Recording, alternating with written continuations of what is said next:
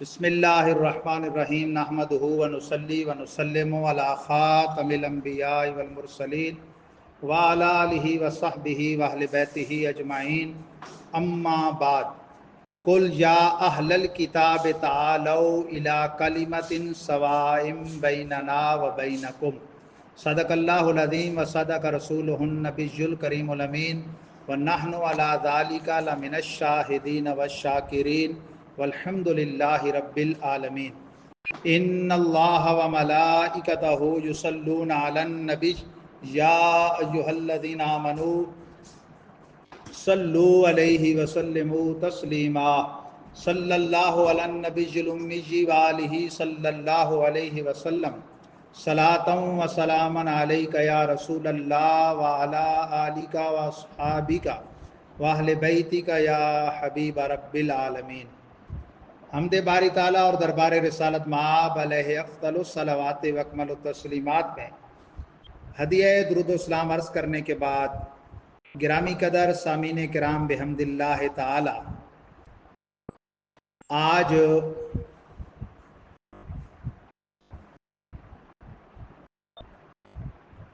ذوالحجۃ الحرام 1446 سن ہجری کا عید قربان کے بعد کا یہ جمعہ مبارکہ مطابق 13 جون 2025 جمعہ کا روز روشن گزشتہ سے پیوستہ سورہ آل عمران کا رکوع نمبر 7 اس کا ترجمہ اور تفسیر مختصر بیان کی جائے گی۔ آیات بینات نمبر 64 تا 71 یعنی 8 آیات بینات ہیں، رکوع نمبر 7 ہے۔ مین عنوان چل رہا ہے اہل کتاب کو دعوت توحید و رسالت اور ان کا حضرت ابراہیم پر یہود و نصارہ کا یہ بہتان لگانا کہ وہ یہودی یا نصرانی تھے، اس کی تردید، اور ضمناً آج کا عنوان ہوگا فلسفہ قربانی اور شان عثمانی کے منکرین کا رد۔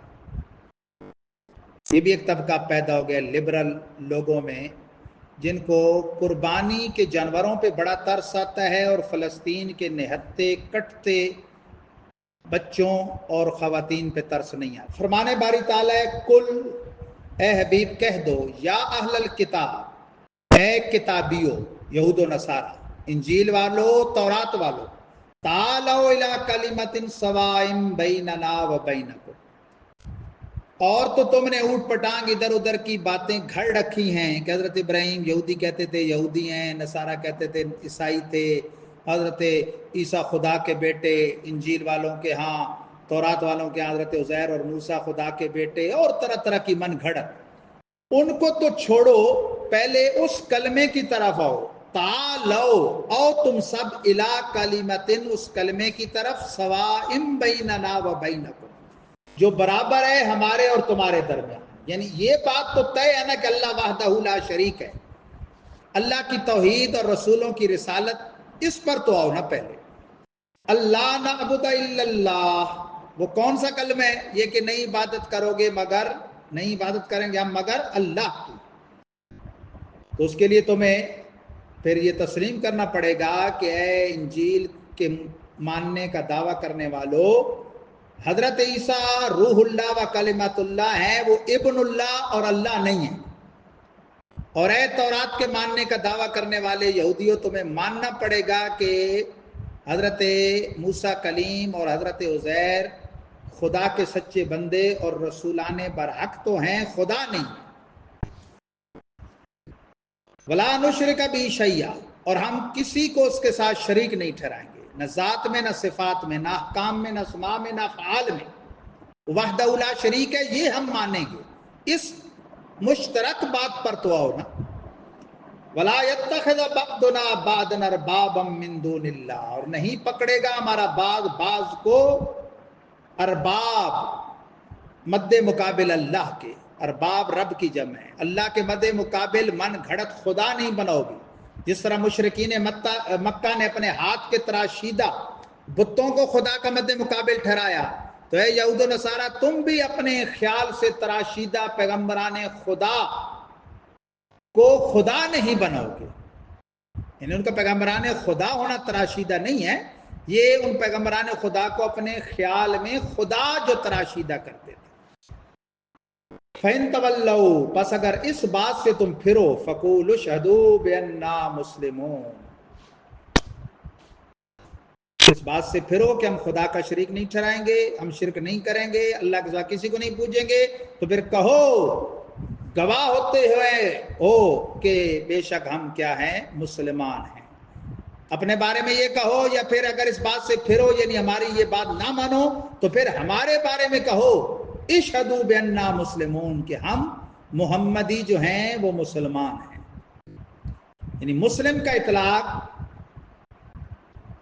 دور انجیل میں اس پر ہوتا تھا جو اصل دین عیسوی پر ہے. مسلم کا اطلاق اس پر ہوتا تھا دین موسوی میں جو اصل دین موسوی پر ہے. اب ان میں سے جو ان منسوخ دینوں کو چھوڑ کے اسلام کی پیروی کرے گا، مانے گا، وہ تو ڈبل ثواب پائے گا، اور جو نہیں مانے گا یہ نہیں کہ وہ مسلم رہے گا، نہیں، وہ کافر ہو جائے گا.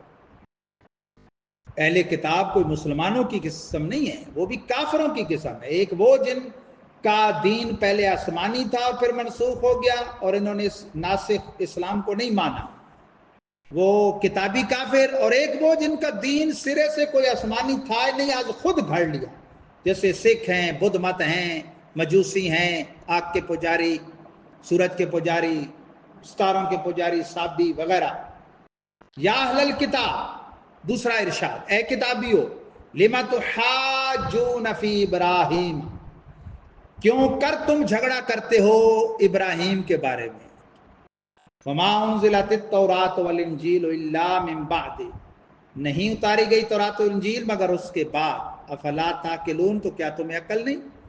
یعنی انجیل اور تورات دونوں حضرت ابراہیم خلیل الرحمن کے بعد اتری ہیں. 1000 برس کا فاصلہ ہے حضرت موسیٰ اور حضرت ابراہیم کے درمیان، اور 2000 برس کا فاصلہ ہے حضرت ابراہیم اور حضرت عیسیٰ کے درمیان. تورات آپ کے 1000 برس بعد اتاری گئی، انجیل 2000 برس.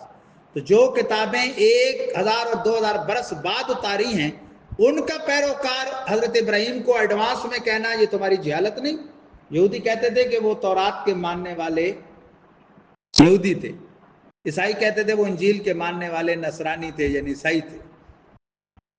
حالانکہ وہ نہ یہودی تھے نہ نصرانی تھے. یہودا تو ان کے پوتے حضرت یعقوب کے بیٹے کا نام ہے، جس کی طرف منسوب بنی اسرائیل کا گروہ یہودی کہلاتا ہے.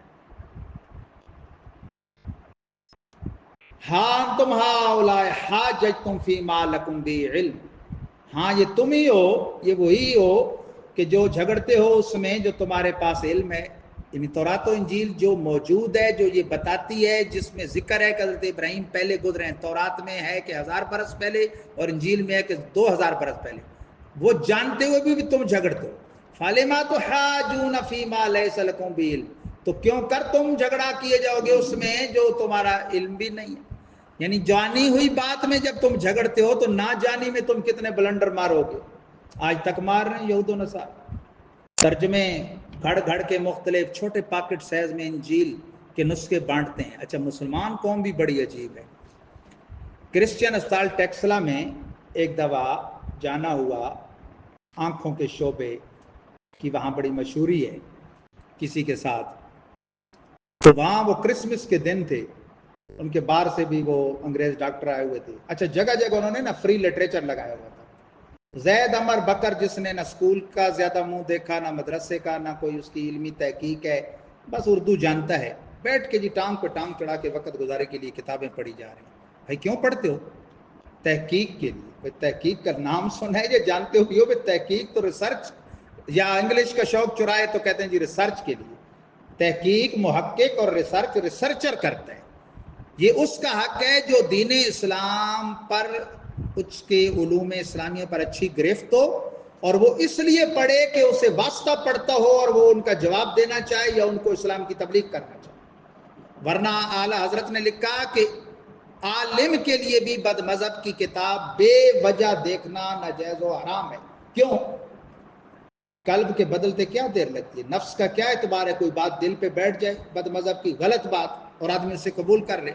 صرف بد مذہب کی کتاب وہ عالم دیکھے جو علم میں پختہ ہو، مناظر ہو اور اسی بد مذہب سے واسطہ پڑھنا ہے، تو پھر ظاہر اس کی کتابیں دیکھے گا، تب اعتراض کر سکے گا، تب جواب دے سکے گا، ورنہ بالکل نہ خارجیوں کی کتاب دیکھے آپ، نہ رافضیوں کی، یعنی نہ شیعہ کی، نہ وابی کی، نہ مرزائیوں کی، نہ عیسائیوں کی، ضرورت نہیں ہے۔ ہاں اپنا علم، جس دین کا ہم کلمہ پڑھتے ہیں پہلے اس کا فرض علم تو سیکھیں، جو بحیثیت مسلمان۔ ایک تو ہے نا پورا عالم بننا، وہ تو علاقے میں ایک ہے تو سب گناہ گار ہونے سے بچ جاتے ہیں، جس علاقے میں ایک بھی نہیں سارا علاقہ گناہ گار ہے۔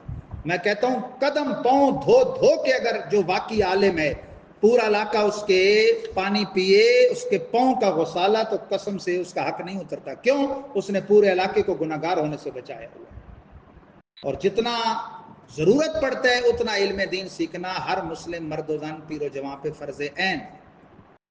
مثلا نماز جوان ہوتے ہی ہر مرد و زن پہ فرض عین ہے، اس کے فرائض، شرائط، واجبات، وہ چیزیں جو نماز توڑتی ہیں، مفسدات، وہ جن کی وجہ سے لقمہ لازم آتا ہے یا نہیں، سجدہ صاحب، یہ چیزیں سیکھنا فرض عین ہے۔ اب لاکھوں کے مجمع میں ہاتھ اٹھوا کے پوچھنے اسٹیج والے علماء کو چھوڑ کے، ہاتھ کوئی نہیں اٹھائے گا۔ یہ میں نے ایک مثال دی کلمے کے بعد جو پہلی بندگی ہے۔ پھر جو جس شعبے سے تعلق رکھتا ہے اس کے مسائل سیکھنا فرض ہے۔ صاحب نصاب پر زکوٰۃ کے مسائل سیکھنا فرض ہے۔ رمضان آ گیا اور آدمی صحت مند ہے اور عاقل بالغ ہے، روزے کے مسائل سیکھنا فرض ہے۔ استطاعت ہو گئی، حج کے ارکان سیکھنا فرض ہے۔ خرید تاجر ہے، اس کے لیے تجارت کے حلال حرام کے مسائل سیکھنا فرض ہے۔ کھیتی باڑی والوں کے لیے زراعت کے مسائل سیکھنا فرض ہے۔ کون سیکھتا ہے؟ یہ ضمناً بات آ گئی کہ انہیں کہا گیا کہ تم جانے ہوئے میں جھگڑتے ہو تو نہ جانوں میں کتنے بلنڈر مارو گے۔ تو نہ جاننے والا، نہ جاننے کا گناہ الگ ہوتا ہے اور بے عملی کا الگ۔ جاننے والے پر بے عملی کا گناہ ہوتا ہے، جاننے کا جو جرم تھا اس سے وہ بچا ہوا ہوتا ہے، لیکن اس کی دوسرے طریقے سے بعض اوقات گرفت اللہ کے ہاں زیادہ ہوتی ہے کہ بھی تم جانتے تھے اور پھر کیا۔ ما کان ابراہیم یہودیم ولا نصرانیم ولکن کان حنیفا مسلما۔ قرآن فرماتا ہے ابراہیم خلیل نہ یہودی تھے نہ نصرانی، ہاں وہ تو حق کو باطل سے حق کی طرف میلان کرنے والے مسلمان تھے، باطل چھوڑ کر حق کی طرف جھکنے والا۔ وما کان من المشرکین، اور مشرک بھی نہ تھے۔ ان اول الناس بابراہیم للذین اتبعوہ وہذا النبی والذین آمنوا واللہ ولی المؤمنین۔ اے یہود و نصارہ، اے حضرت ابراہیم کی ملت پہ ہونے کا دعویٰ کرنے والوں، اور اے یہ دھوکہ دینے والوں کہ جی وہ یہودی تھے یا یہ وہ عیسائی تھے، سنو بے شک لوگوں میں سب سے قریب ترین ابراہیم کے کون ہے؟ وہ لوگ جو اس کی اتباع کریں، یعنی مسلمان صحیح عقیدہ، اور یہ نبی مسلمانوں کا پیغمبر، اور وہ جو ایمان والے ہیں، یعنی یہود و نصارہ میں سے بھی جو ان کی سچی پیروی کرے اور اب اسلام قبول کر لے، وہ ہمارے آقا اور ہمارے آقا کے پیروکار امتی، یہ حضرت ابراہیم کے قریب ترین ہے۔ واللہ ولی المؤمنین، اور اللہ ایمان والوں کا مددگار ہے۔ ودت طائفۃ من اہل الکتاب لو یضلونکم، بہت خواہش کرتا ہے ایک گروہ کتابیوں کا، کاش تمہیں گمراہ کر دے۔ آج تک لگے ہوئے ہیں کہ نہیں؟ سب سے بدبخت کافر پتہ کون ہے؟ یہودی، نقصان کے اعتبار سے ہر وقت یہ اپنے علاوہ نا، یہ نہیں صرف مسلمانوں کو، یہ چاہتے ہیں روئے زمین پر ان کے علاوہ کوئی بھی نہ رہے۔ عیسائیوں کو بھی یہ چاہتے ہیں ان کو تباہ کر دیں۔ ہاں عیسائیوں کی مسلمانوں سے جنگ ہو یا ہندوؤں کی مسلمانوں سے جنگ ہو تو بیچ میں یہ ٹپکیں گے، کیونکہ الکفر ملت واحدہ، کفر ایک گروہ ہے، کسی بھی قسم کا کفر ہو ایک گروہ ہے۔ وما یضلون الا انفسهم ما یشعرون، اور نہیں گمراہ کرتے وہ مگر اپنی جانوں کو، اور انہیں شعور نہیں۔ جو دوسرے کو بھٹکاتا ہے در حقیقت وہ خود بھٹک رہا ہوتا ہے نا۔ من حافر بیرن لاخیہ فقد وقع فیہ، عربی کا محاورہ ہے، جو اپنے مسلمان بھائی کے لیے کنواں کھودتا ہے خود اس میں گرتا ہے۔ مسلمان کے لیے کنواں کھودے تو خود گرتا ہے، تو کافر جب مسلمان کے لیے ایسا کرے تو کیوں نہیں گرے گا اس میں؟ پھر فرمایا یا اہل الکتاب لم تکفرون بآیات اللہ وانتم تشہدون، اے کتابیو کیوں کفر کرتے ہو اللہ کی آیتوں کا حالانکہ تم گواہ ہو۔ یعنی تمہاری تورات میں بھی ہے، تمہاری انجیل میں بھی ہے کہ نبی آخر زمان آنے والے ہیں، قیامت تک انہی کا دین حق ہوگا، وہی سردار دو جہاں ہوں گے، انہی کی عظمت کے ڈنکے بجیں گے۔ تمہارے پیغمبر یہ شانیں ان کی بیان کرتے رہے، تمہارے علماء یہود و نصارہ تورات و انجیل کے عالم بیان کرتے رہے، اب کیوں ڈنڈی مارتے ہو؟ یا اہل الکتاب لم تلبسون الحق بالباطل وتکتمون الحق وانتم تعلمون، اے کتابیوں کیوں کر ملاتے ہو حق کو باطل کے ساتھ اور چھپاتے ہو حق کو حالانکہ تم جانتے ہو، حالانکہ تم جانتے ہو۔ بہت خواہش ہوتی ہے کہ بڑی تفصیل سے بیان کیا جائے، ایک تو ظاہر ہے کہ جمعہ میں وہ رغبتیں اور وہ شوقیں اور وہ لوگوں کے نہیں رہے، پھر خوف خداوندی اتنا اٹھ گیا ہے کہ یہ ہماری ریکارڈنگ ہو رہی ہوتی ہے، فیس بک پہ جاتا ہے، یوٹیوب پہ، اور یہ سب سنتے ہیں، اور اسی میں یہ سوئمنگ پول والوں کی بدبختی کہ گانے پہ لوگوں کو جمع کیا جاتا ہے، وہ بھی ریکارڈ ہو رہا ہوتا ہے، اور پھر افسوس ایسی کمائی میں کیا برکت ہوگی کہ جس میں لوگوں کے جمعے ضائع ہوں، ستر عورت کا خیال نہیں ہوتا، گانے باج رہے ہیں۔ اور ہم ملاقات کے لیے گئے تو رفیق بھائی تھے، باتیں سنیں تو جیسے وہ کوئی ولی وہاں بیٹھا ہو سجادہ نشین کسی آستانے کا اور دم درود دے رہا ہو، اور ہم تو کوئی عام سے بندے بھائی گئے ہوں اور وہ ہمیں بھی تویز دے رہا ہو، اس طرح کی بات۔ آج امیر المومنین جامع القرآن کامل الحیا والایمان عثمان غنی کا دن ہے۔ مجھے بعض ساتھیوں نے بھی کہا اور میری اپنی بھی خواہش ہوئی کہ اگرچہ ہمارا ترتیب بار ترجمہ اور تفسیر قرآن چل رہا ہے، اس سے تو ہم نہیں چھوڑیں گے، زندگی رہی تو انشاءاللہ یہ ابھی 12واں مہینے کے 2 جمعے اور ہیں، یہ بھی ختم ہو جائے گا چاند کا محرم سے، جب انشاءاللہ 3 پارے بھی ختم ہو جائیں گے، لیکن جو خاص دن ہوگا ہم اس کو تھوڑا سا ذکر ضرور کریں گے۔ آپ امت مصطفیٰ میں رسول پاک کے یعنی والی امت صلی اللہ علیہ وسلم کے تیسرے خلیفہ ہیں۔ حضرت آدم سے لے کر ہمارے آقا تک کسی امت میں کوئی ایسا خوش نصیب نہیں ہوا جس کے عقد میں یکے بعد دیگرے کسی پیغمبر کی 2 شہزادیاں ہیں، صرف حضرت عثمان ہے وہ خوش نصیب۔ ہمارے آقا صلی اللہ علیہ وسلم کی 2 شہزادیاں حضرت سیدتنا ام کلثوم اور سیدتنا رقیہ رضی اللہ عنہما یکے بعد دیگرے ان کے عقد میں۔ حضور نے فرمایا ایک روایت میں 40 کا اور ایک میں 100 کا ہے کہ اگر میری اتنی شہزادیاں ہوتی اور ایک ایک کر کے فوت ہوتی میں عثمان کے نکاح میں دیتا۔ ان کے حیا کا یہ عالم تھا کہ سرکار گھر میں لیٹے ہوئے تھے، صدیق اکبر آئے، فاروق اعظم آئے، جب عثمان غنی کے آنے کی اطلاع دی گئی تھوڑا ٹیک چھوڑ کے بیٹھ گیا سرکار، تہبند کو نیچے کیا، پنڈلیاں ڈھانپ لیں، عرض کی گئی یا رسول اللہ عثمان کا اتنا حیا کرتے ہیں؟ فرمایا کیوں نہ کروں اس کا حیا جس کا حیا رب کے معصوم فرشتے کرتے۔ جمعہ کا روز تلاوت قرآن کرتے ہوئے 18 ذوالحجۃ الحرام اپنی 12 سالہ خلافت پوری کر کے، سب سے لمبا خلافت کا عرصہ بھی ان کا ہے اور سب سے لمبی عمر بھی ان کی ہے۔ حضور کی عمر 63 برس، تقریباً صدیق و فاروق کی بھی اتنی، حضرت امیر معاویہ کی بھی اتنی، حضرت علی کی بھی، ہمارے تیسرے خلیفہ کی عمر 82 برس ہوئی ہے۔ آیت کریمہ پڑھ رہے تھے فَسَيَكْفِيكَهُمُ اللَّهُ، اس پہ خون کا قطرہ گرا، بلوائیوں نے آپ کو شہید کیا۔ لوگ حقیقتیں چھپاتے ہیں، کالوں نے چھپائی نا تو ہمارے گوروں کو بھی سمجھ نہیں آئی، یعنی شیعوں نے چھپائی تو سنیوں کو بھی سمجھ نہیں آئی۔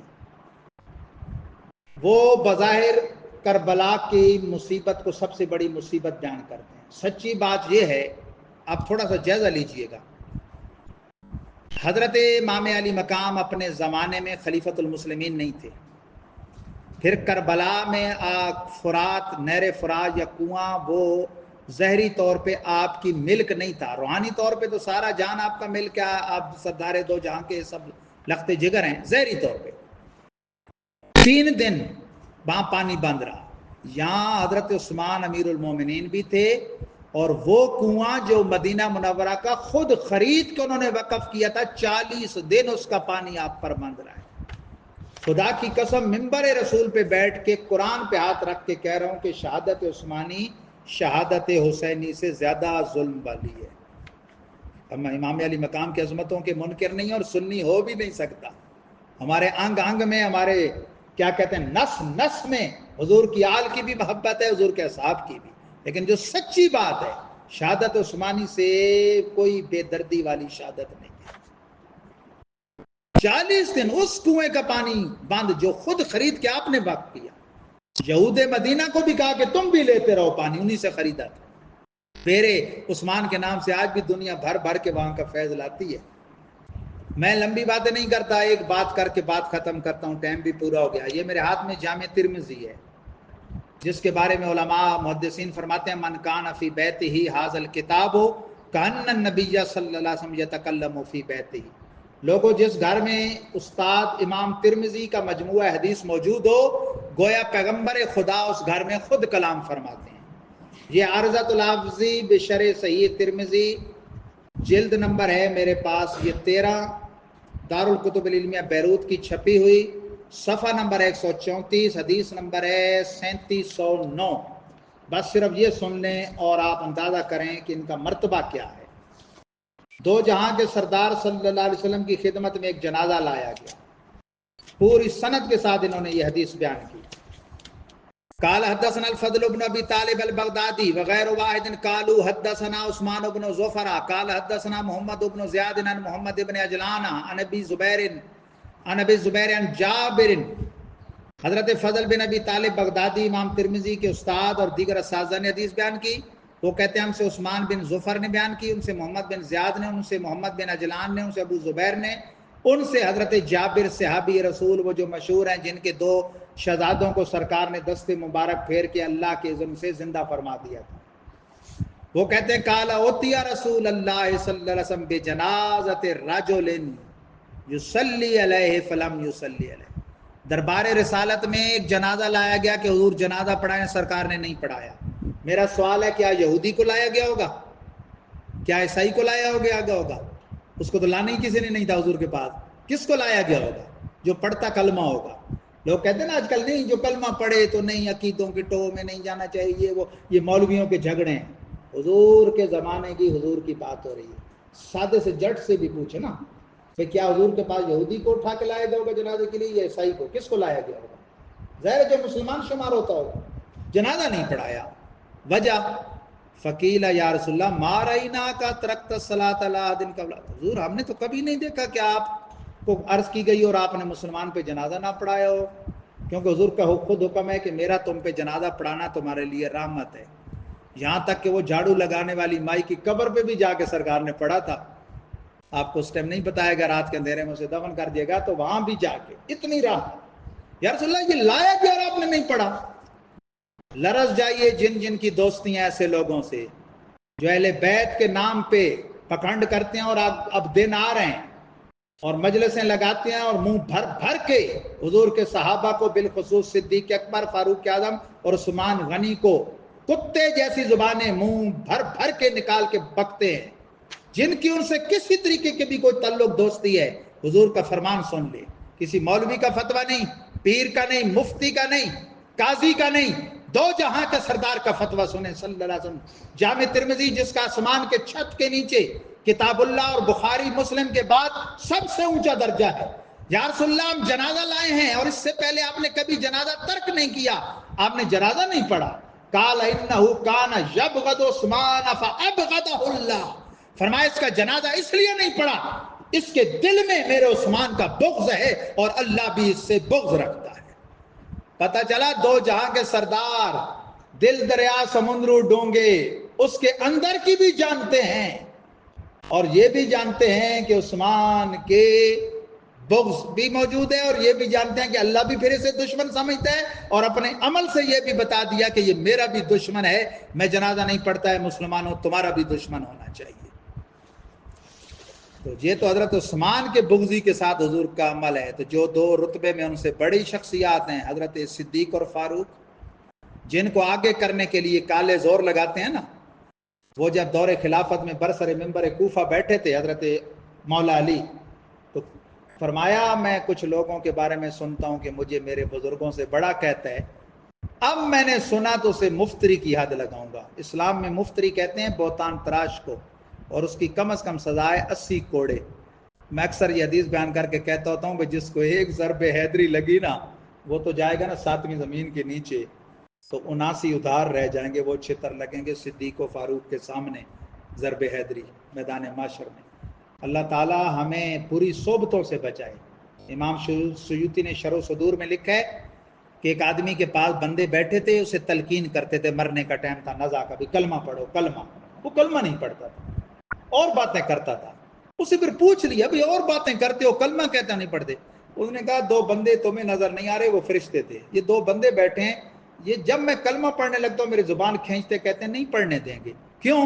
تو ان لوگوں کے ساتھ بیٹھتا تھا جو صدیق اور فاروق سے بغض رکھتے ہیں، تو جو بغض رکھنے والوں کے بعد صرف بیٹھتا تھا اسے کلمہ نہیں پڑھنے دیا۔ تو جو ان سے بغض رکھے گا خود اور بکے گا، اللہ کی پناہ، اللہ تعالیٰ قبول فرمائے۔ انشاءاللہ آئندہ جمعہ سورہ آل عمران کا رکوع نمبر 8 بیان کیا جائے گا۔ وآخر دعوانا الحمدللہ رب العالمین وما توفیقی الا باللہ۔